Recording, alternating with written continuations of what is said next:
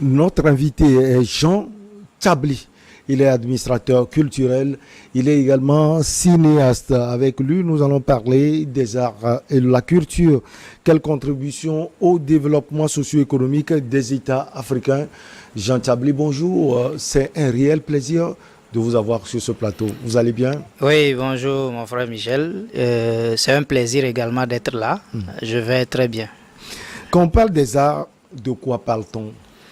Les arts, c'est toutes les activités qui ont pour objectif de produire de la beauté, produire du beau.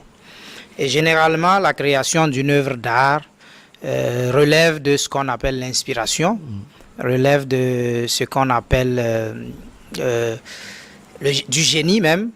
Et donc, ça fait que l'art est un produit subjectif. Cela relève du ressenti de celui qui produit.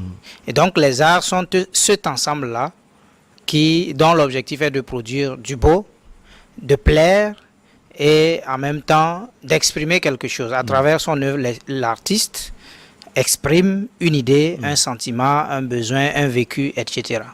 Alors c'est vrai, on l'a appris à l'école, on parle de la culture et autres. Avec vous, on va revenir sur la définition de la culture. Quand on parle de la culture, c'est quoi concrètement? La culture, il y a trois acceptions possibles du concept de culture. Première acception, la culture qui s'oppose à la nature, c'est tout ce qui n'existe pas à la naissance. Quand l'homme naît, il a ce qu'on appelle la nature. Et donc, en évoluant, il apprend des choses. Il apprend, on lui enseigne, on l'éduque, on lui enseigne des savoirs. Il acquiert une somme de connaissances et d'expériences qui font qu'il n'est plus ce qu'il était quand il naissait. Donc, la culture ici, c'est ce qu'on ajoute à la nature.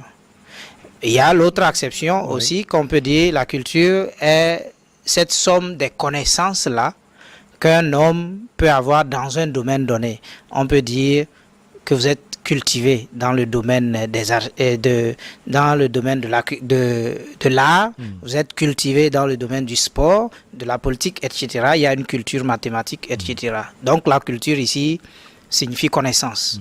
Maintenant, culture signifie également civilisation. C'est l'ensemble des modes d'être, des modes d'existence d'un peuple, d'une communauté.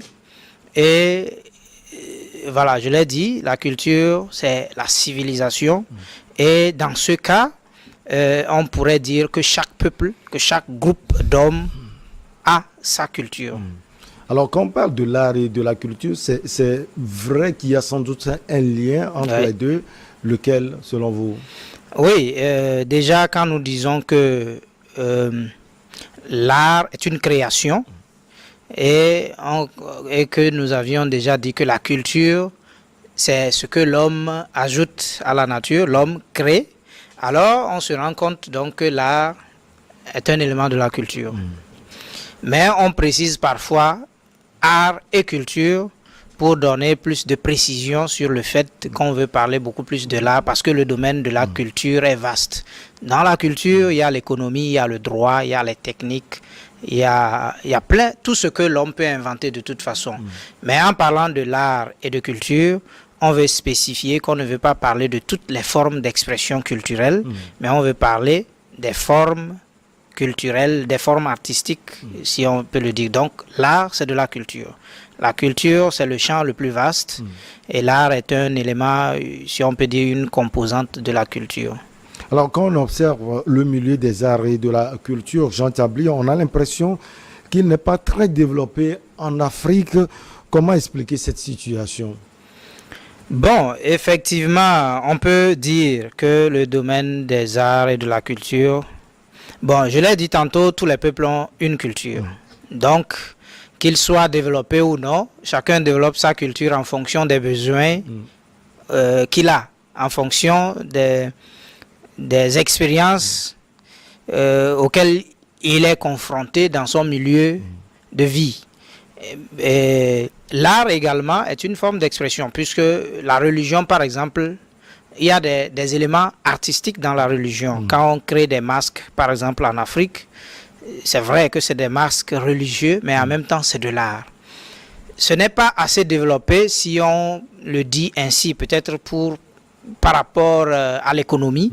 Ce n'est pas peut-être assez développé parce que tout simplement les gens ne vivent pas véritablement des arts, ils ne vivent pas de leur création, et donc ça fait que les gens parfois s'adonnent à l'art, mais très tôt ils se retirent pour aller faire autre chose parce que bon, la rentabilité n'y est pas tout de suite. Ouais. Voilà. Alors, est-ce que vous pensez qu'on peut vraiment vivre des métiers de la culture en Afrique en général? Oui, en Afrique, c'est possible. Vous savez, il y a des gens, des Africains, qui ont développé des expressions culturelles, des expressions artistiques qui se sont universalisées. Paul Haï, par exemple, est un artiste, le célèbre Paul Haï, qui a peint des tableaux qui se trouvent même aux Nations Unies en ce moment. Je ne sais pas si Paul Haï a fait autre chose dans sa vie, à part là, mais j'estime quand même qu'il a bien vécu avec ses créations. Jimmy Hope est un artiste dans tous les sens du terme, parce que en dehors de la musique, il était un plasticien également. Et donc, j'estime que Jimmy Hope a véritablement vécu. Hein? Quand on prend ailleurs en Côte d'Ivoire, Didier Arafat est un artiste. Il exprime une forme de culture qui est ivoirienne, le coupé-décalé notamment. C'est une culture, c'est une forme de musique qui a été développée en Côte d'Ivoire. Donc, Jimmy Hope, Didier Arafat était le porte-flambeau du coupé-décalé. J'estime aussi qu'il a vraiment vécu correctement avec ce que son art lui a donné comme rentabilité. Toutefois, ce n'est pas encore ça, parce que quand vous voyez, par exemple, dans le domaine de la musique, les gens produisent, mais apparemment, les gens le font pour le plaisir. Hein? Vous voyez parfois des artistes chanteurs qui, chez nous, au Togo par exemple, qui chantent, mais qui, du jour au lendemain, partent. Nous connaissons beaucoup de nos artistes qui sont aux États-Unis actuellement et qui ne chantent plus, en fait. Parce que vraiment, c'était difficile pour eux, ils ont dû partir. Donc, ceux qui vivent de l'art et de la culture, ils ne sont pas véritablement nombreux. Il y a, par exemple, des touristes qui arrivent régulièrement chez nous. Bon, si ce n'est la crise de Covid et autres qui ont ralenti des vagues de touristes. Sinon, il y a normalement, si ça marchait bien, il y a des tours opérateurs, des agences de tourisme qui créent des emplois. Quand un hôtel, par exemple, est un élément culturel, hein, un hôtel, et si ils ont des employés, ces employés peuvent vivre. Il y a des industries du livre, hein, des maisons d'édition qui ont des employés, mais est-ce qu'ils vivent vraiment de ce métier-là? Bon, la question reste toujours posée. C'est d'ailleurs ce qui me pousse à vous poser ces questions. Est-ce que les États accordent au métier de la culture la valeur qui leur revient, selon vous? Oui, en Afrique, c'est toujours un peu difficile. C'est toujours un peu difficile. Vous voyez, quand nos gouvernements font les budgets pour l'année, je ne pense pas que la part du budget qui est allouée à la culture fait le 10e de ce qui est alloué à l'agriculture, par exemple, du budget qui est alloué à la santé, par exemple. Parce qu'on estime que c'est un secteur qui n'est pas vital. Je veux dire que s'il n'y a pas d'expression culturelle, les gens ne vont pas mourir. Mais quand il n'y a pas de maïs, actuellement à Lomé, les gens savent combien coûte un bol de maïs, ça devient difficile. Donc ça fait que parfois, c'est pas la culture n'est pas un secteur prioritaire. Quand on estime qu'il n'y a pas assez de problèmes, on peut allouer de l'argent au secteur de la culture, mais en réalité, ça devrait être plus que ça. Parce que des études montrent que tout projet de développement qui ne s'appuie pas sur la culture endogène des peuples pour lesquels on met en place ce projet, ça ne marche pas. Vous pouvez bâtir un pont dans un village, Mais si vous ne prenez pas en compte le fait que ce pont, par exemple, doit traverser des lieux sacrés et vous venez détruire, vous verrez que les gens peuvent détruire le pont. Et pourtant, vous étiez dans une logique de désenclaver le coin. Donc, il faut prendre en compte les données culturelles dans tout projet de développement. Et aussi, la culture crée des métiers, en fait. Ça crée de sérieux, de vrais métiers. Il faut amener les gens, nos gouvernants doivent comprendre qu'il faut véritablement accorder à la culture, aux arts, une grande valeur. Parce que, voilà. Alors, quelle analyse faites-vous du secteur des arts et de la culture dans votre pays, le Togo, par exemple? Au Togo, bon, disons qu'il y a vraiment des gens qui s'y connaissent en art. Dans le secteur culturel, il y a des gens qui s'y connaissent. Il y a un ministère qui est en charge des arts et de la culture, du tourisme. Bon, le tourisme, ça fait partie de la culture. Mais le problème, je ne sais pas si c'est un problème de priorité, si c'est un problème de budget, de moyens financiers, bien sûr, dont dispose le ministère. Je ne sais pas si c'est un problème de politique culturelle, parce qu'il y a une véritable politique culturelle au Togo, mais jusqu'ici, sa mise en œuvre est encore balbutiante. Et ça fait que ceux qui exercent dans le secteur ont de sérieuses difficultés. Vous voyez, par exemple, des gens produisent des œuvres tous les jours, mais il n'y a pas de rentabilité. Par exemple, dans certains pays, il n'y a que quand vous produisez une œuvre pour un cinéaste, un vidéaste, un artiste chanteur, et que vous mettez sur YouTube, les vues générées, les vues que votre œuvre génère, créent de l'argent pour vous. Le streaming, il y a des sites de streaming, etc., de vente en ligne, et ça fait que les gens arrivent à se faire de l'argent avec. Mais chez nous, ce n'est pas encore ça. Les gens produisent, mais ils n'ont jamais de retour sur investissement. C'est un peu compliqué. Et il faut que peut-être on fasse un travail sérieux là-dessus. Mais nous estimons que ce n'est pas encore ça. Et pourtant, il y a du talent au Togo. Moi, je n'en veux pour preuve que quand on regarde dans certains pays, comme le Burkina Faso, comme la Côte d'Ivoire, la plupart de ceux qui excellent dans le clip vidéo pour artistes chanteurs, de ceux qui excellent dans le beatmaking, dans l'arrangement, c'est des Togolais. Moi, je connais 2 Togolais qui sont à Ouagadougou et qui font le buzz, c'est-à-dire que c'est eux qui enregistrent la plupart des grands artistes chanteurs du Burkina Faso. Je connais 2 réalisateurs qui sont à Abidjan, qui font des clips vidéo magnifiques aux artistes.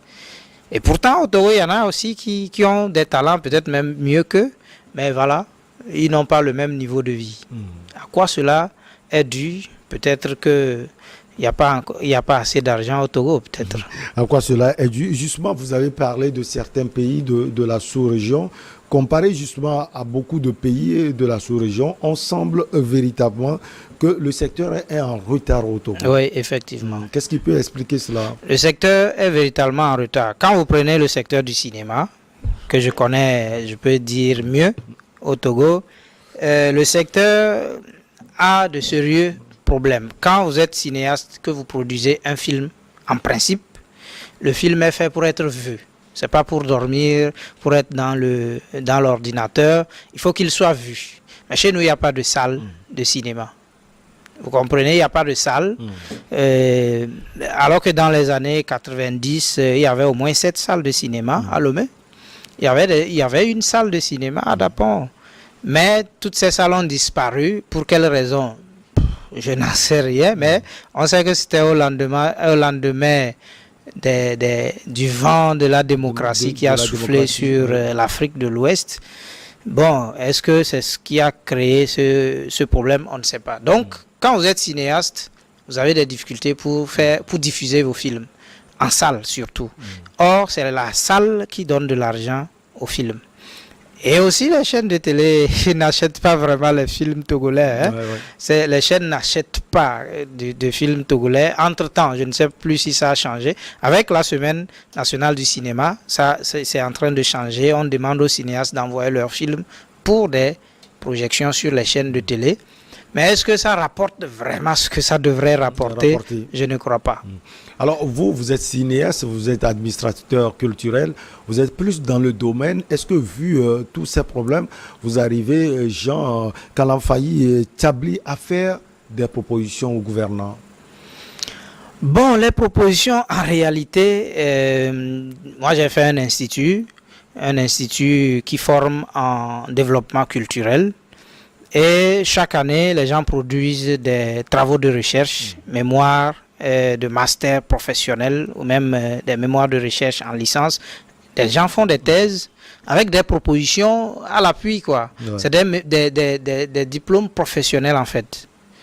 Bon, je me dis, est-ce que pendant que les gens sont en train de faire leur soutenance, est-ce que le ministère n'aurait pas pu envoyer des gens pour écouter et retenir les meilleures propositions et peut-être approcher ces gens-là pour leur demander, expliquez-nous votre projet. Parce que la recherche, le mémoire s'achève par un projet concret.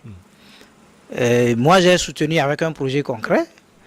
J'ai des amis, des camarades, des gens avant moi ont fait des projets. Et ces projets dorment dans la bibliothèque de l'IRE-SERDEC et puis c'est tout. Je ne sais pas si les gens arrivent à réaliser leur projet parce que c'est des projets qui coûtent des centaines de millions. Pour moi, mon projet faisait 142 millions pour mettre en place un marché du film à Lomé. Vous voyez que, bon, moi, je ne peux pas le faire s'il n'y a pas vraiment de bailleurs, si l'État ou si des bonnes volontés n'accompagnent pas ça. Ça va rester comme ça. Donc, ça veut dire que les propositions, le meilleur cadre pour faire des propositions au gouvernement, c'est la recherche, quoi. C'est la recherche. Alors, selon vous, y a-t-il véritablement une industrie culturelle au Togo? Il y a de petites industries culturelles. Une industrie culturelle, c'est l'ensemble, on peut dire que c'est l'ensemble de toutes les entreprises qui produisent des œuvres en utilisant des méthodes industrielles. Par exemple, le livre, des œuvres culturelles, des œuvres artistiques, mais en utilisant des moyens industriels. Le livre, par exemple, est une œuvre de l'esprit, mais on utilise des procédés industriels pour sortir un livre. Le CD, donc une chanson, une vidéo, il y a la technologie là-dedans, c'est de l'industrie, mais c'est pour sortir des œuvres de l'esprit. Il y a des maisons de production, il y a des maisons d'édition au Togo, il y a des studios d'enregistrement pour artistes, tout ça. On peut dire qu'il y a une industrie culturelle. Mais l'industrie culturelle doit normalement avoir un personnel, des professionnels qui travaillent à temps plein en principe. Mais ici, les gens font des jobs. Vous ouvrez un studio de production. C'est quand quelqu'un vous appelle parce que vous ouvrez, vous allez vous asseoir toute la journée, personne ne sollicite vos services, ça devient compliqué. Ce n'est pas encore ça. L'industrie du cinéma, par exemple, ça n'existe pas. Vous avez un projet de série télévisée, vous cherchez des gens pour vous financer, vous avez toutes les difficultés du monde. Vous avez un projet de festival, il n'y a personne pour vous accompagner, vous vous débrouillez tout seul. Donc ça devient vraiment compliqué. L'industrie culturelle au Togo, c'est en train d'arriver, mais ce n'est pas encore, c'est pas encore ça. Alors, selon vous, qu'est-ce qu'il faut faire pour que le domaine de l'art et de la culture puisse prospérer au Togo et peut-être en Afrique de l'Ouest et que cela soit rentable à celui qui fait cela? Oui. Moi, j'ai toujours dit, par exemple, les députés, normalement, on aurait pu mettre en place une loi pour demander à chaque député jusqu'à la fin de son mandat qu'il produise 5 artistes. On suppose que le mandat fait 5 ans. À la fin, s'il arrive à produire 5 artistes ou 5 spectacles, par exemple un spectacle de théâtre ou de danse, comment ça s'appelle, qu'à la fin de son mandat, qu'il puisse faire un compte rendu, un rapport pour dire j'ai produit tel nombre d'artistes, tel nombre de spectacles, tel nombre, j'ai accompagné tel nombre de personnes dans le domaine. Si ça se fait, je pense que les gens vont commencer par vivre de leur métier. Et il faut aussi que on mette beaucoup plus d'argent là-dedans. Parce que vous savez, c'est un domaine qui emploie beaucoup de jeunes. Tous ces jeunes-là qui traînent et on dit qu'ils ne font rien, en réalité, c'est parce qu'ils ont une passion. Et quand la fonction publique, on lance un concours, eux, ils ne peuvent pas trouver leur place là-dedans. Quelqu'un qui veut chanter, où est-ce qu'on va le recruter à la fonction publique? Il n'y a pas de place pour lui. Donc, il faut aussi leur permettre de vivre en subventionnant, en finançant ces secteurs-là. Je prends toujours l'exemple de la Côte d'Ivoire parce que dans le domaine du cinéma et de la musique, pour l'instant, c'est eux. Il y a des milliers de jeunes qui ne font que ça. Chez nous, quand vous dites, j'ai un ami qui me dit que la maman de sa copine lui a demandé, à part être chanteur, tu fais quoi d'autre? En réalité, ça ne devrait pas être comme ça. Chanteur, c'est son métier en fait. Mais tant qu'il n'y a pas de rentabilité, on pense que c'est des plaisantins. On pense que c'est des gens qui n'ont rien trouvé de mieux à faire. Ça ne devrait pas être ça. Donc, il faut que l'État et les mécènes, les bonnes volontés, mettent de l'argent là-dedans parce qu'il y a forcément un retour sur investissement. Et peut-être aussi qu'on exige aux banques de financer ces secteurs. Parce que quand vous déposez, ça aussi c'est une solution, quand vous déposez une demande de financement, vous sollicitez un crédit pour produire un film, je ne sais pas si les banques donnent, parce qu'ils vous demandent, ils ont raison, hein, parce qu'ils se demandent comment est-ce que vous allez rentabiliser votre produit et rembourser le crédit. Bon, il y a encore du travail à faire. Je crois qu'il faut que les gouvernants réfléchissent sérieusement sur cette question-là, parce qu'il y a plein de jeunes qui traînent et qui ne veulent rien faire d'autre que les arts, que la culture. Vous avez donné l'exemple de la Côte d'Ivoire tout à l'heure, où on voit des maires, des ministres et autres, les députés qui investissent dans le domaine des arts, de la culture. Le défunt Premier ministre Ahmed Bakayoko est que toute l'Afrique pleure déjà. Il faut que les gouvernants, les ministres, pourquoi pas le Premier ministre, le président, les présidents et autres en Afrique puissent investir véritablement dans Il faut qu'ils investissent. Parce que ça permet de sortir non seulement les jeunes du chômage, mais d'éviter aussi certains problèmes, la criminalité. Parce que les jeunes ont l'impression qu'on ne les comprend pas. On les prend pour des voyous, alors que eux, ils ont une vision du monde qui est différente de ce que, entre parenthèses, les vieux ont comme vision. Et donc, eux, ils se disent, mais moi, je veux faire l'art, je veux faire le cinéma, je veux faire la musique, je veux faire la peinture, etc. Et on lui demande, ça va te rapporter quoi? On lui dit même, va à l'école d'abord, tu pourras le faire ensuite. Comme si c'est quand on a échoué à l'école qu'on le fait. Et pourtant, il y a des écoles pour devenir artiste, pour exercer dans ces domaines-là. Donc, c'est vraiment des domaines porteurs, c'est des métiers du futur. Si on avait un Bakayoko dans tous les pays d'Afrique, je pense que l'Afrique allait se porter mieux. Tous ces jeunes qui traînent dans le djihadisme, c'est peut-être aussi parce qu'ils n'ont pas trouvé mieux à faire. Alors, selon vous, dernière question, peut-être, que gagnent nos États africains à développer et investir dans ce secteur? Nos États gagnent, première chose, en réduction énorme du chômage, parce que quand on dit une industrie, c'est beaucoup de choses derrière, beaucoup de monde. Quand on voit un artiste chanteur à la télé, il y a beaucoup de gens qui ont travaillé dans l'ombre pour que lui soit visible. Il y a le beatmaker, il y a le réalisateur, il y a les danseurs, il y a les choristes, les gens qui font le chœur au studio. Il y a plein de choses et il y a une production, il y a un staff derrière lui. Tout ça, c'est des métiers en fait. Et quand il n'y a plus rien à faire, ces gens-là traînent dans la rue, ça devient sérieux. Nos États peuvent réduire le taux de chômage en investissant dans les arts véritablement, dans la culture. Ils gagnent en même temps en stabilité, comme je le disais, parce que si quelqu'un est assis au bord de la route en train de boire son thé, alors qu'il aurait pu aller travailler au studio, vous voyez déjà que c'est un criminel en moins, quoi. C'est un potentiel criminel en moins. Nos États gagnent en stabilité et gagnent aussi en termes d'argent. ça génère de l'argent. Quand Didier Arafat voyage, c'est les sociétés de transport qui gagnent, c'est les hôtels qui gagnent. Il fait venir des partenaires. S'il fait un projet, il peut faire venir beaucoup de gens au pays. Il y a le slammer togolais, comment il s'appelle déjà, celui qui fait, je vais me rappeler de son nom. Il a développé un festival et dans son festival, il fait venir beaucoup de gens. Il a fait venir beaucoup de gens à Lomé. Moi, j'ai un festival que je dirige à Dapon et régulièrement des gens viennent du Burkina Faso, de la Côte d'Ivoire, du Niger, etc.